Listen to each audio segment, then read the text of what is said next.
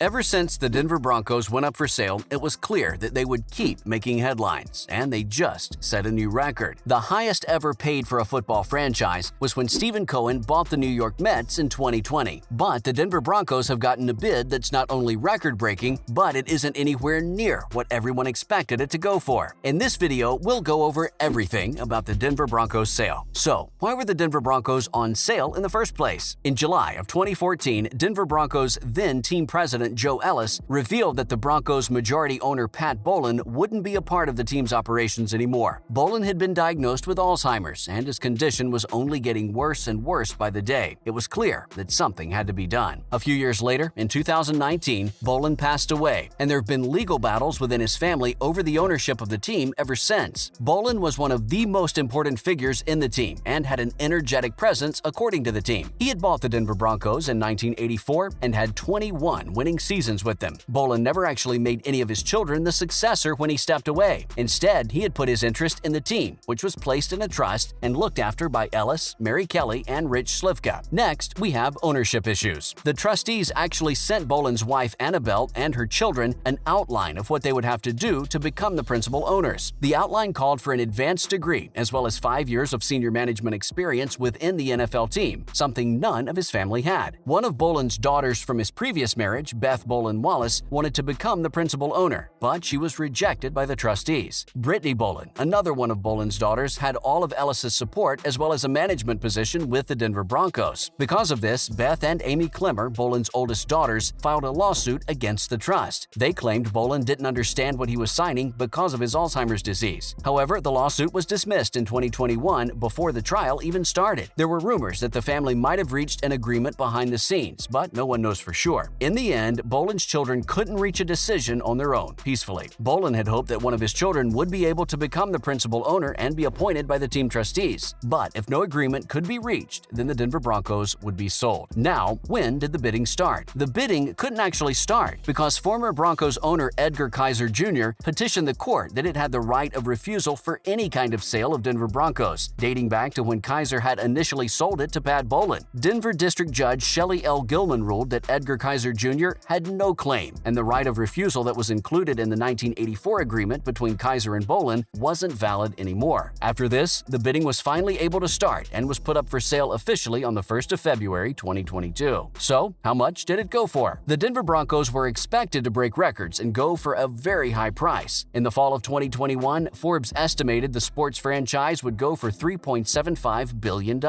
Many people actually thought they were overvaluing the Broncos and thought it would go for less, but it actually surpassed the estimation Forbes made with a $4.65 billion sale announced on June 7. Bowlen, along with his siblings, only paid $78 million 30 years ago in 1984 for the Denver Broncos. Bowlen later bought the shares his brothers and sisters held. The group that won the bid was the Walton-Penner Group by Walmart heir Rob Walton, Greg Penner, Walton's daughter Carrie Walton-Penner, and her husband. It also includes the chair of the board of Starbucks Corporation, Melody Hobson, co-CEO of Ariel Investments, as well as a director of JP Morgan Chase. Walton's net worth is estimated to be around $59 billion and is one of the richest men alive. The trustees were bound by contract to take the largest verified bid they got. The NFL made sure to tell all the parties involved that the bids needed to be funded when they were submitted. Broncos coach Nathaniel Hackett said that they'd met up with most of the potential bidders. After talking to all of them, he praised all of them and said they have an amazing passion and want to be part of this league, and they want to be a part of a team. Now, for closing the deal. The Walton-Penner bid has officially been selected and no more bids will take place. Now, all that needs to be done is a review by the NFL's Finance Committee, and then it has to be approved by NFL owners. They need 24 yes votes in order for the sale to be approved, but no one really knows how long it'll take for that to happen. Usually, when it's a big deal like this, it should take around 60 to 100 days for everything to be finalized. Next, in other NFL news, Deshaun Watson will be facing even more lawsuits. Deshaun Watson was accused of assault by 24 women and sexual assault by 2 women. The Houston Police Department started its investigation on Watson after a complainant filed a report against him. Watson himself said on Twitter that he never treated women with anything but the utmost respect. Rusty Hardin, who represents Deshaun Watson, says all the allegations being made against his clients are meritless, and even described one of the allegations of sexual assault as an attempt to blackmail. He also later claimed that Watson engaged in sexual acts with 3 of the women, but they were all consensual. Because of this, some of Watson's biggest sponsors Others, like Nike, suspended their contracts with him. Even though he continues to deny all the allegations against him, he'll reportedly be facing 2 more lawsuits. Watson will probably be facing a suspension from the team at the start of the 2022 season, especially because of these 2 new lawsuits. If things get any worse, the NFL might just ban the quarterback forever. And now, the first transgender cheerleader in the NFL. 29-year-old Justine Lindsay is the first openly transgender cheerleader that has joined an NFL team. In an interview, Lindsay says she's proud that she can finally break down that door for all the future transgender athletes by joining the cheerleading squad of the Carolina Panthers' Top Cats. Lindsay publicly came out as transgender on her Instagram when she announced that she was joining the Panthers squad back in March. She revealed that she was terrified to come out online after keeping her gender a complete secret from even her best friend, who she considered her sister. Top Cats director Chandelier Lynette said her skill was the only reason why she was able to join the cheerleading team. Lindsay might not actually be the first transgender person in the NFL, but the first openly transgender. Cheerleading teams in general have changed quite a lot. Most of them have ditched the whole traditional concept altogether by hiring more men than women. According to Lindsay, it wasn't even her goal to become such a big deal for the Panthers cheerleading team, but she says she hopes to inspire other trans women that they too can do things they never thought they would be able to do. Way to go, Lindsay. Next up, Ryan Fitzpatrick is retiring after 17 seasons. Ryan Fitzpatrick is retiring from football after 17 seasons and has shocked fans from all over the world by the announcement. Even though Fitzpatrick didn't really have a Hall of Fame type career, he was definitely worth watching. He entered the league back in 2005 as the 7th round pick of the St. Louis Rams. He was the very last quarterback that was selected in that draft. Out of his 17-year-long career, the highlight of his career was his showdown with Pittsburgh's Ben Roethlisberger on Monday Night Football back in 2018. He completed 30 out of 50 passes for 411 yards, 3 interceptions, as well as 3 touchdowns. We wish you the best of luck for the future, Ryan. And finally, Lamar Jackson back with Baltimore Ravens. December was the last time Jackson was on the field for the Ravens, and he limped really badly all throughout their practice. He ended up missing 4 games of his last season because of an ankle injury, and everyone's been anticipating his return ever since. In May, he told his teammates he would be returning soon, but he never actually specified how long it would take him to come back. He's now reported to take his physical Monday, and he was even at Ravens facility. Jackson is coming off of his most difficult season in the NFL yet, where he's had a career-high 13 interceptions while being sacked 38 times. He's missed 5 games, including the last 4, since the Ravens failed to make the playoffs for the first time since he took over as the starter. That's a wrap for today's video. What price did you think the NFL's Denver Broncos would go for? Make sure to let us know in the comments down below. As always, don't forget to give this video a thumbs up and click the subscribe button for more videos like this one. We'll see you next time.